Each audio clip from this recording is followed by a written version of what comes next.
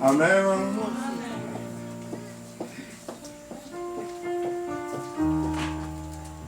Nous allons prendre nos Bibles et nous allons l'ouvrir dans l'évangile de Jean.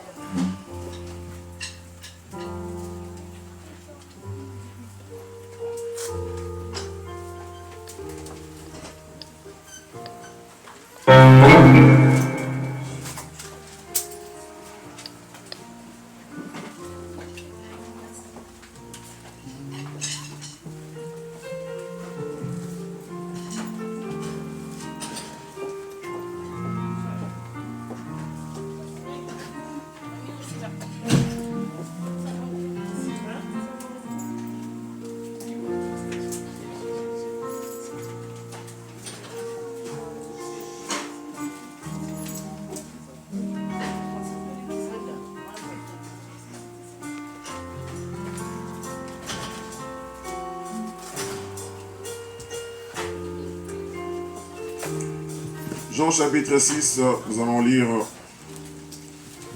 à partir du verset 53.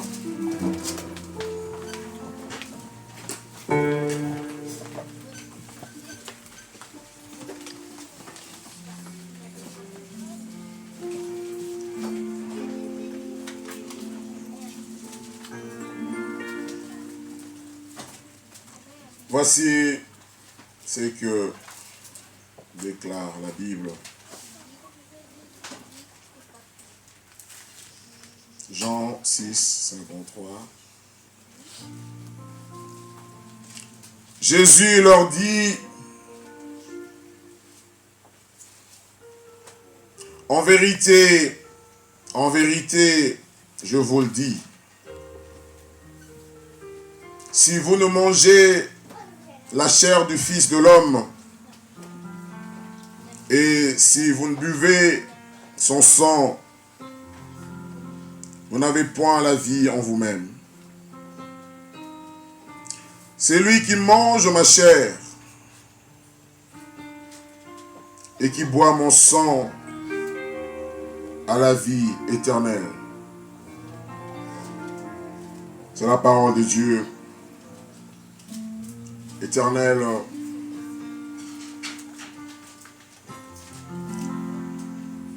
te laissons la place. Esprit puissant du Dieu vivant, car sans toi, que transmettrons-nous, Seigneur? Comme un simple instrument, Seigneur des cieux, viens bénir ton peuple. Accorde-lui la joie de connaître les merveilleuses voies que tu as tracées devant lui. Et que tout ce que tu as rassemblé en ce jour puisse être béni au travers le message que tu lui as réservé.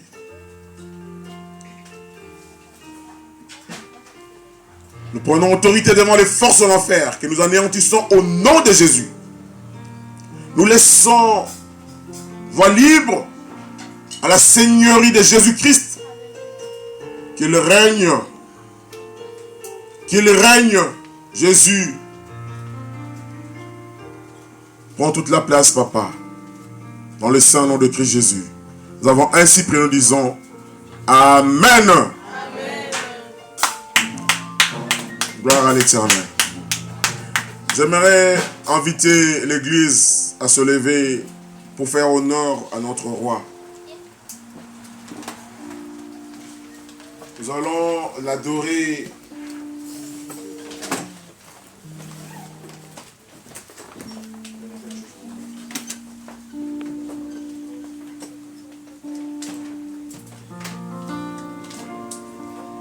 Nous allons,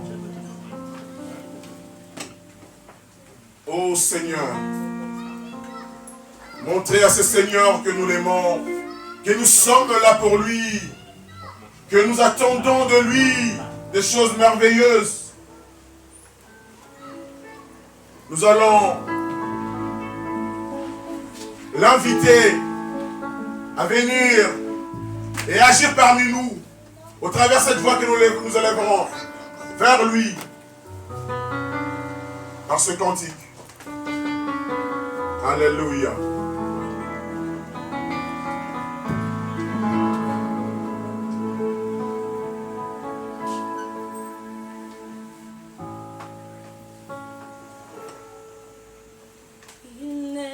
vivant Jésus,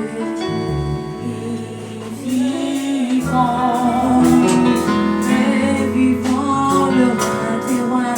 Il est vivant, Jésus,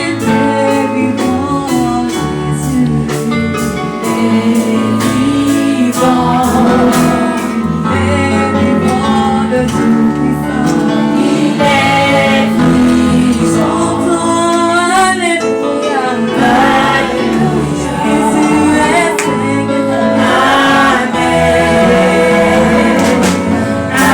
Alléluia, alléluia, alléluia, alléluia. Jésus est présent. Alléluia, alléluia, amen. Nasiba yo Yesu,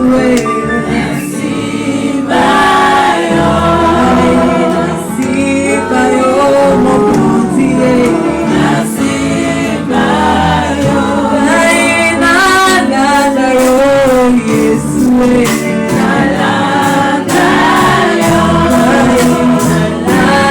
yo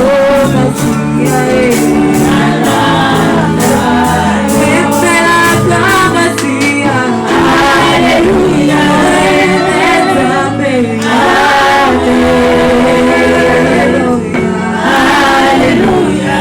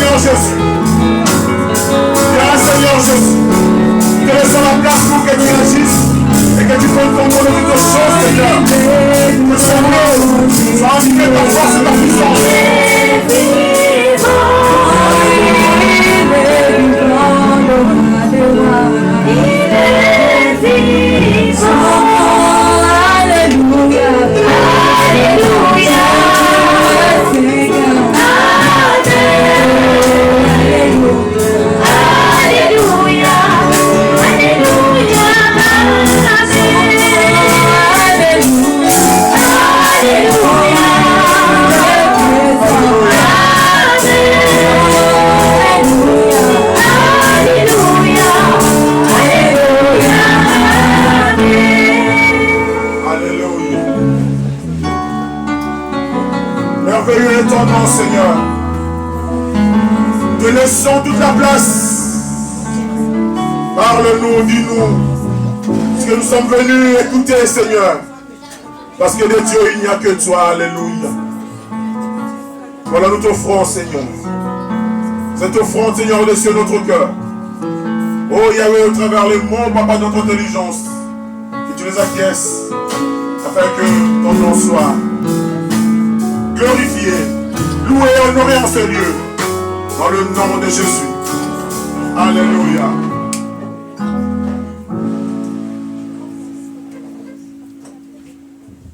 Lekotika komile la lelaka, lekolongola loboko na litama, pona yebete masia loma.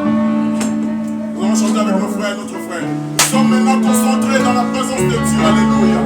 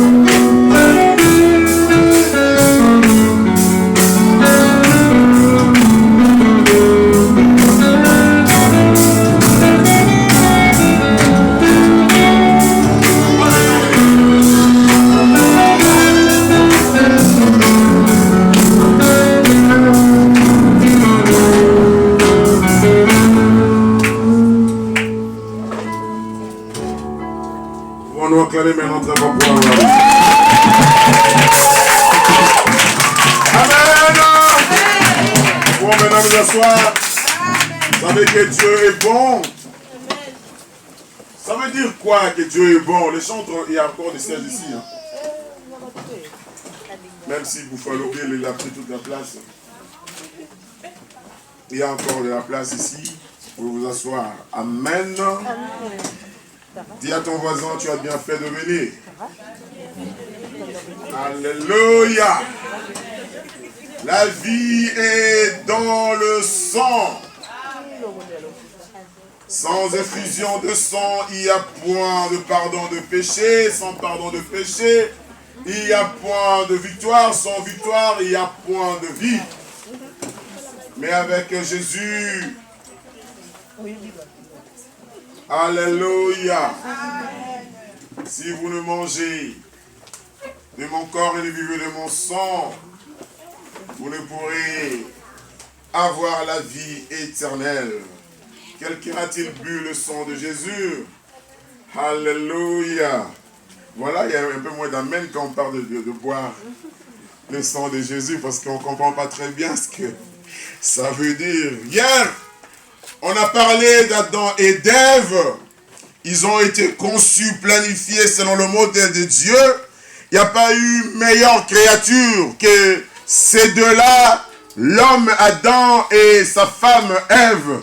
Et quand Adam a vu Ève, il a déclaré, tu es l'os de mes os, la chair de ma chair. Est-ce qu'il y a des hommes mariés dans la salle? Est-ce qu'il y a des hommes mariés dans la salle? Oh.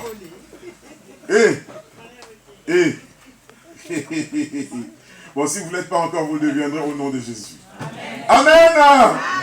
Mais parce que ceux-là, ils ont au moins une fois, même s'ils n'ont pas eu eux-mêmes l'intention de le prononcer, mais quelqu'un leur a dit, écoutez, prononcez cette phrase, tu es l'os de mes os, la chair de ma chair. Et nous avons vu que quand le péché est venu, ce n'était plus l'os de mes os, la chair de ma chair, mais c'était la femme que tu as mise à côté de moi. C'est à cause d'elle que j'ai mangé du fruit. Alléluia.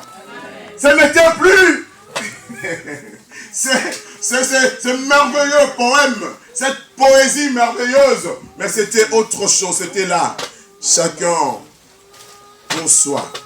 Nous avons vu qu'ils étaient heureux dans le jardin d'Éden, jusqu'à ce que ne vienne le serpent.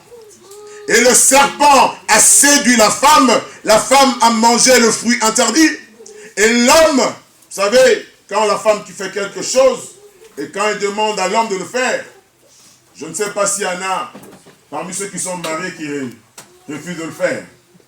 Elles sont subtiles, les femmes, quand elles veulent quelque chose, elles usent de façon ou d'autre pour arriver à leur fin. Alléluia. Il faut leur demander comment elles font. Alléluia. Amen. La femme que tu as mise à côté de moi. Et la femme dit, ce n'est pas moi, c'est le serpent. Et tous les deux sont tombés dans le péché. Et ils ont perdu la vie. La Bible déclare que Dieu les a chassés du jardin d'Éden et il a placé les chérubins pour qu'ils gardent le jardin afin qu'ils ne reviennent plus pour ne pas être tentés de manger le fruit de l'arbre de la vie. Sinon, ils auraient vécu dans le péché sans espoir de retourner vers Dieu. Or, Dieu avait laissé, il avait laissé un peu d'espace pour eux. Il l'avait conservé parce qu'il avait tellement d'amour pour l'homme. Il avait tellement d'amour pour l'homme. L'homme s'était cousu des habits de feuilles et il croyait qu'avec les habits de feuilles, il allait se cacher. Il pouvait se cacher. Mais Dieu, qui sait que ce ne sont pas les habits de feuilles qui cacheront l'homme, il a fait quoi? Il a tué un animal. Il a donné à l'homme et à la femme de mettre des habits de peau. Alléluia. Ça, c'était la porte que Dieu a laissée. Que Dieu a laissé à l'homme afin qu'un jour, qu'il puisse trouver un moyen de revenir à lui. Et depuis ce moment, Dieu a commencé à chercher l'homme qui s'est perdu dans le péché. Et tout au long du processus de cette recherche, Dieu a donné à l'homme la possibilité de se sanctifier. Et tout cela, c'était par le sang. Et il a commencé par le sang de bête. Les Israélites ont reçu la loi. Et dans la loi, il leur a été dit que chaque fois que vous pécherez, il y a un moment d'avoir un substitut. Le substitut, c'était un animal, c'était un bélier, c'était un veau, il y avait le sacrifice, il y avait l'holocauste, le sacrifice d'expiation, le sacrifice d'action de grâce et toutes sortes de sacrifices afin que Dieu puisse acquiescer encore quand l'homme élèverait sa voix vers lui. Alléluia. Cette porte-là, aujourd'hui, s'il y en a qui n'en sont pas conscients, qui ont perdu espoir, ils retrouveront cet espoir parce que Dieu nous a laissé encore un peu de voix pour que nous puissions revenir à lui. Alléluia. Amen. Vous savez, le sang des bêtes a permis à Dieu de continuer à bénir encore son peuple. Et tout cela, c'était en prévision de ce qui allait être l'excellence même, de ce qui allait être le summum. Et par ce fait-là, Dieu allait retrouver l'homme qu'il a créé à son image, selon sa ressemblance. Alléluia. C'était l'ombre des choses à venir. Alléluia. Le bébé est fâché. Gloire à l'Éternel. Alléluia. Ça va aller tout à l'heure.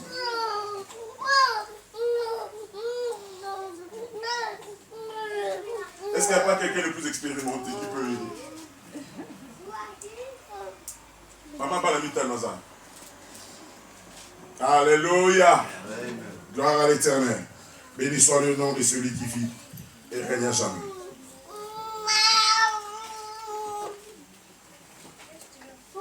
Elle n'a pas d'enfant, mais elle a plus d'expérience à parler. Alléluia. Et vous savez, la rédemption, c'est le moyen qui nous permet maintenant de revenir vers Dieu. La rédemption, c'est le seul moyen qui nous permet de retrouver ce que nous avons perdu. Vous savez, dans le jardin d'Éden, il y avait tout. Nous sommes d'accord? L'homme avait tout. Et quelle a été la recommandation de Dieu quand il a placé l'homme et la femme dans le jardin d'Éden?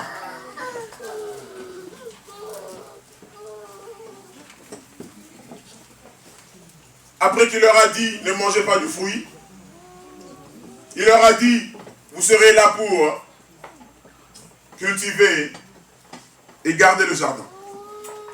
Quelqu'un est-il d'accord avec moi? Alléluia. Alléluia. J'aimerais qu'on prie d'abord parce que je sens qu'il y a quelque chose qui flotte là. Alléluia. Que quelqu'un prie avec moi, nous fermons nos yeux. Laissez-nous faire notre travail. Ténèbres, libérez cet endroit au nom de Jésus. Éternel puissant vainqueur, nous sommes là pour toi. Nous sommes là pour toi, Seigneur. Nous sommes là, Seigneur. Fais à ce que ta parole, Seigneur de gloire, soit comprise, Seigneur de cieux. Soit appréhendée, Seigneur de cieux, ô Yahweh. Et que, Seigneur de gloire, les forces de l'enfer, Seigneur de gloire, se dissipent. Au nom de Jésus de Nazareth. Seigneur, laisse que ce peuple qui est venu, Seigneur, puisse connaître la joie, Seigneur des cieux. Et connaître, Seigneur, ton nom. Satan, libère cet endroit. J'ordonne au nom de Jésus. Amen. Ça va aller mieux maintenant. Vous savez, dans le péché, l'homme a tout perdu. Et Dieu a voulu que l'homme redevienne à l'image de son idée quand il l'a créé. C'est pourquoi il a cherché l'homme. Et au moyen du sang, il a permis à l'homme de continuer à avoir de l'espoir. Jusqu'au jour où toutes choses ont été accomplies. Et cet accomplissement a été sur la croix de Golgotha. Parce que l'ombre des choses à venir, c'était lui, Jésus-Christ de Nazareth. C'est pourquoi il déclare ici dans notre lecture que si vous ne mangez de mon corps et si vous me buvez de mon sang, vous ne verrez pas la vie. Et quand il avait tellement de disciples, quand il a prononcé cette parole, ses disciples ont commencé à s'en aller un par un. Ils ont abandonné parce qu'ils ont estimé que cette parole était dure. Comment est-ce qu'on peut manger de son corps et boire de son sang? Or la loi leur avait dit quoi? La loi leur a interdit de boire justement du sang. C'est pourquoi vous verrez le vaillant Nicodème, il était docteur de la loi. Quelqu'un connaît Nicodème? Amen. Il était docteur de la loi. Et il est venu voir Jésus en secret pour lui demander, je sais que on ne peut pas faire les choses que tu fais si tu n'es pas avec Dieu. Il avait émis des doutes par rapport à la connaissance qu'il avait. Il était bien aimé, docteur de la loi. C'est-à-dire, il avait une connaissance parfaite des Écritures. Mais il n'a pas saisi la portée du message de Jésus quand Jésus lui a dit, il faut que vous naissiez de nouveau. Beaucoup de gens ont commencé leur vie chrétienne sans naître de nouveau. Et les gens parfois se demandent, mais c'est quoi naître de nouveau? Les pasteurs ne prennent plus la peine de nous expliquer cela. Pourquoi? Parce qu'ils ont besoin que les gens viennent. Que les gens viennent, c'est tout ce qui compte. Mais est-ce qu'il y a la vie dans ces gens-là? Vous savez, pour inscrire son enfant dans le registre de l'état civil, qu'est-ce qu'il faut comme condition? Il faut qu'il naisse, ça tout le monde le sait, non, ça c'est pas la Bible. Il faut qu'il naisse vivant et viable, n'est-ce pas? C'est ça, non? Quand le bébé n'est pas né, on ne le déclare pas. S'il est mort dans le ventre de sa maman, c'est comme s'il n'avait jamais existé, n'est-ce pas? Alors, quand on est dans les choses de l'esprit, on fait ses premiers pas, on grandit, et à un moment donné, on devient adulte pour expliquer à ceux qui sont enfants quel est le processus pour que vous soyez comme je le suis aujourd'hui. Alors, c'est pourquoi les gens se tournent vers leur pasteur, les enseignants et tous les bishops et les archibishops. Tout cela, on les connaît. Mais le problème est que le peuple marche, mais le peuple n'a pas la vie. Le peuple ne peut produire la vie. Si tu n'as pas la vie, tu ne peux pas en produire, parce que tu ne l'as pas en toi. Alléluia. Amen. Et Jésus a dit, vous aurez la vie en vous-même. C'est-à-dire, ne pas dépendre de quelqu'un d'autre. Tu auras la vie en toi-même si tu manges de son corps et si tu bois de son sang. Il n'y a que ce seul breuvage-là qui fera de toi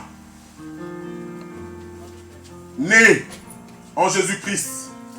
Car la Bible déclare que Dieu a tant aimé le monde qu'il a donné son Fils unique afin que quiconque croit en lui ne périsse point, mais qu'il ait la vie éternelle. Y a-t-il quelqu'un dans ça qui ne connaît pas ce verset? Même celui qui n'a jamais prié Ave Maria, il connaissait. Alléluia. L'amour de Dieu est pour le monde. Même le païen que tu méprises, l'amour de Dieu est sur lui. N'est-ce pas? Car l'amour de Dieu est pour le monde, pour qui croit et pour qui ne croit pas. Mais c'est à toi de faire la différence. Parce qu'il y a cette parole qui est donnée. Mais c'est une parole qui est donnée. Quelque chose qui est donné. Avant de faire son travail, avant d'accomplir tout son travail, il faut encore que la chose soit reçue. C'est pas de la magie, c'est juste la logique. N'est-ce pas? Quand on te donne quelque chose, il faut que tu le reçoives. N'est-ce pas? Amen. Bon, si tu ne le reçois pas, c'est comme si tu ne l'as jamais eu. Et la Bible dit que Dieu donne par amour. C'est comme nous aussi les parents, nous voulons donner de belles choses à nos enfants. Quand le PlayStation sort, on est là, on est le premier, on achète. Quand les godasses que vous aimez maintenant, c'est quoi? Les All-Star. C'est quoi? C'est les Jordan. Ben voilà. Il y a une génération de 4x4 encore. Alléluia. Et on achète, on donne. Tout ça pourquoi? Parce qu'on aime les enfants. Mais un jour, les mêmes enfants à qui on offre toutes ces choses, ils vont nous retourner les dos. Regarde ce vieux-là. Qu'est-ce qui m'énerve? Ce vieux-là. Or, c'est grâce à l'argent de ce vieux-là que tu as pu tâcher et faire de fiers parmi tes amis là, n'est-ce pas? Et comme l'amour de Jésus-Christ, la Bible déclare que Dieu a aimé le monde. Dieu a donné Jésus. Dieu a donné Jésus. Maintenant la différence est là. La différence est quiconque croit. C'est celui qui a reçu. Si tu ne reçois pas, Jésus ne peut rien faire pour toi. Et Jésus déclare qu'il n'est pas venu pour juger le monde, mais il est venu pour que le monde soit sauvé par lui.